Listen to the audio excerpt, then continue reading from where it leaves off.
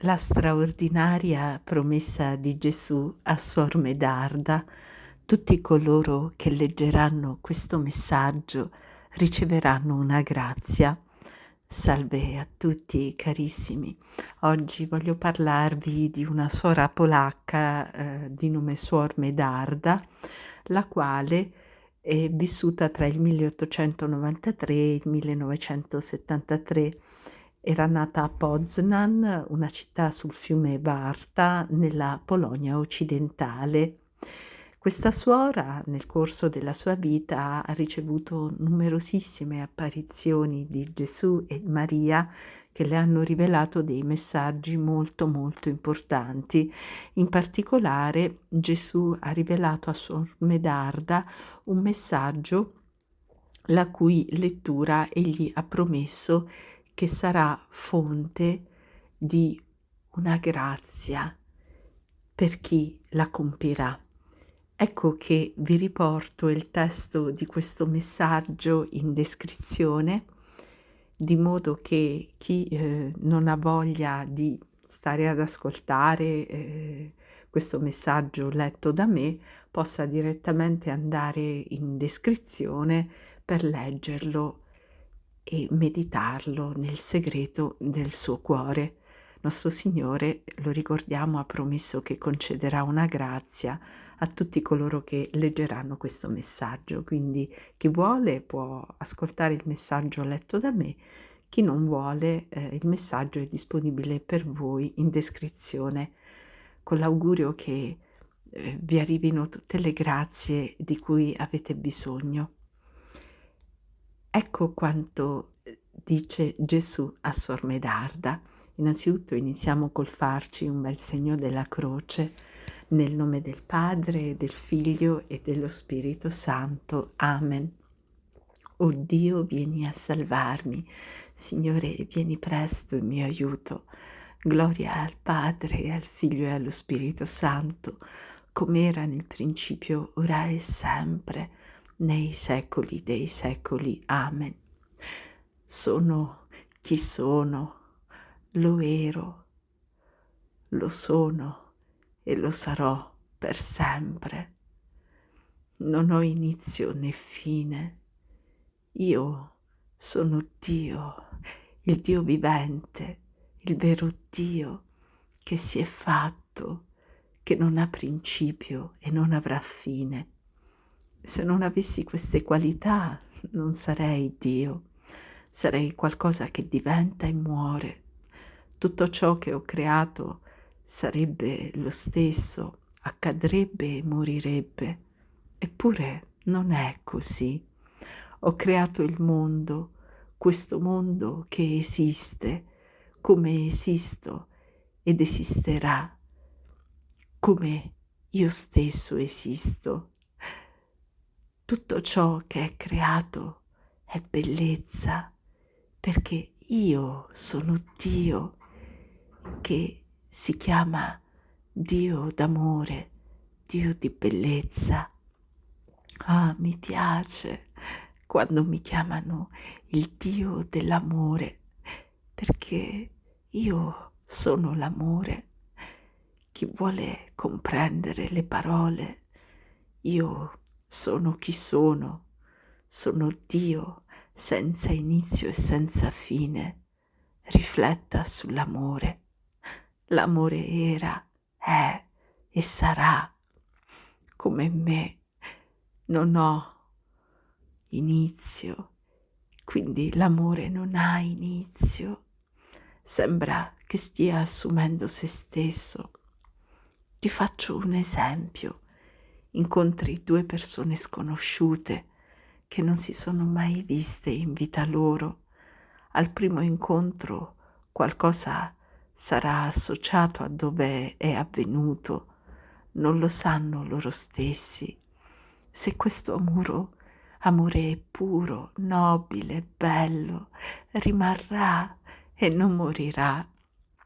Vive qui e non si spegne, e la sua fiamma non si spegnerà per l'eternità.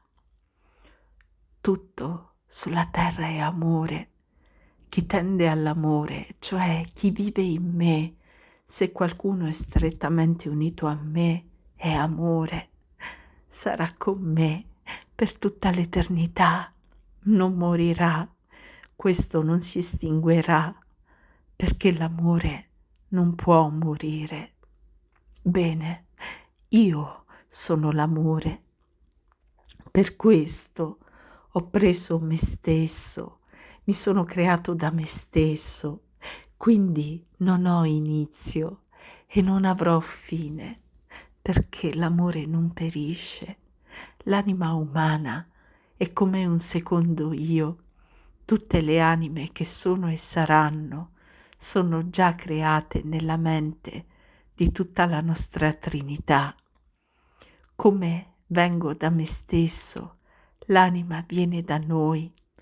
Attraverso di me è immortale, non ha fine. Come io divenni senza inizio, così l'anima esisteva, esiste e continuerà ad esistere per sempre. L'anima è rivestita del corpo, il corpo è fatto di nulla, creo dal nulla, in modo che tutti sappiano che non è niente. Se non fosse per il peccato originale, il corpo sarebbe diverso, sarebbero corpi astrali, trasparenze, non sarebbero materia grossolana. Il peccato ha reso questa materia spessa e pesante.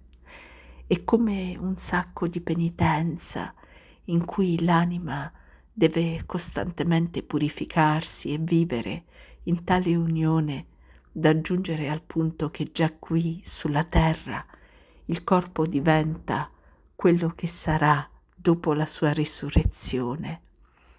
L'uomo da solo non può fare nulla se non per la nostra grazia. Ci sono volute sofferenza, sacrificio e stipendio per farla riabilitare. Attraverso questo nulla l'uomo si esalta se beneficia di questa grazia, ha questa filiazione, partecipa alla perfezione di Dio, alla sua santità e rimane in Lui senza fine. Io sono l'alfa e l'omega, il principio e la fine, cioè tutto finisce in me.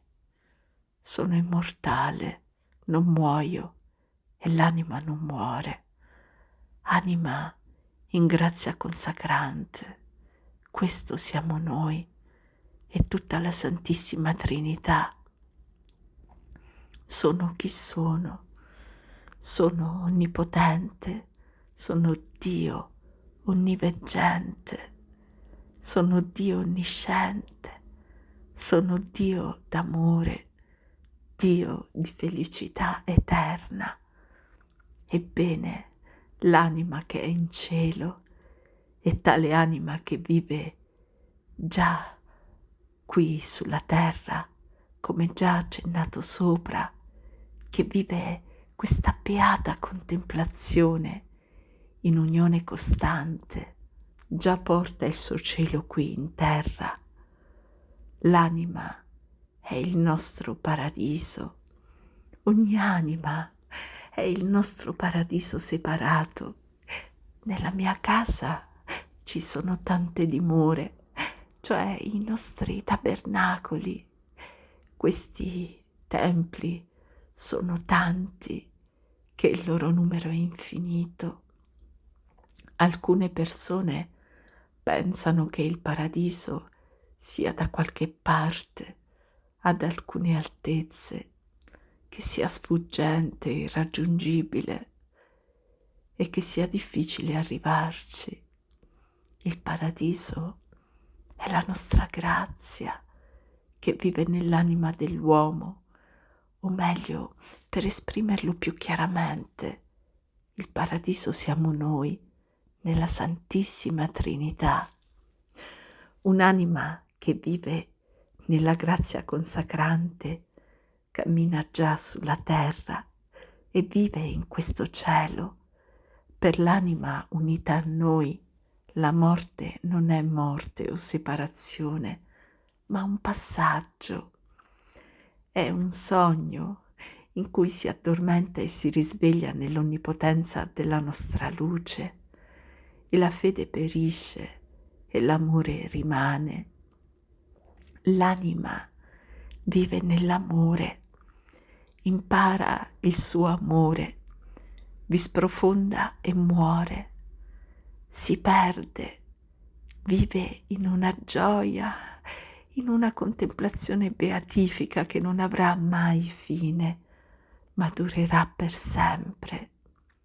Dio rispetta il libero arbitrio dell'uomo che gli è stato dato.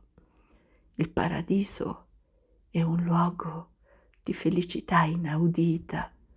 Nell'occhio ha visto, nell'orecchio ha udito, né il cuore dell'uomo è entrato in ciò che il Signore ha preparato per coloro che lo amano. Il paradiso è preparato per chi ama, perché tutta la nostra Trinità è amore.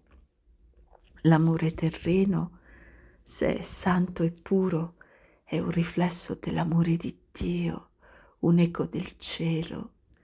Chi ama è felice con questa persona.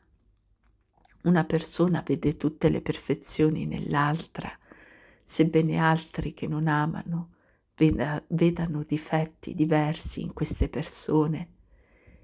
I cuori associati all'amore terreno non vedono mai lati negativi, al contrario, vedono solo virtù, solo lati positivi. Si dice spesso che siano ciechi in amore, sono ciechi a tutto il resto.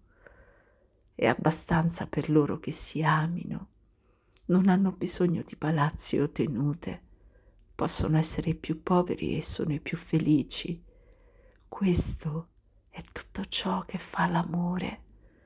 Bene, l'anima che ama è immersa nel nostro amore.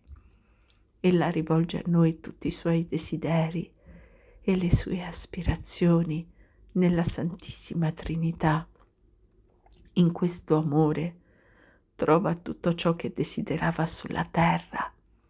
Ella è contenta della nostra felicità e questa certezza che non si separerà mai da noi, non sarà mai respinta da noi, diventa la sua pienezza di ogni felicità e tutta la sua sete si sazia, non ci perderà mai, ma durerà per l'eternità.